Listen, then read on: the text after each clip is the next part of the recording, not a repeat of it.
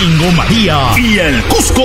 En el Festival de Carnavales 2014.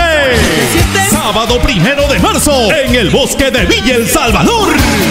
José Luis Arroyo, el Lobo y la Sociedad Privada de Tingo María. Frente a frente a la diva de América, Rosita de Espinar. Junto a ella, Jessy Castillo. Sábado 1 en el bosque de Villa El Salvador, 7 de la noche.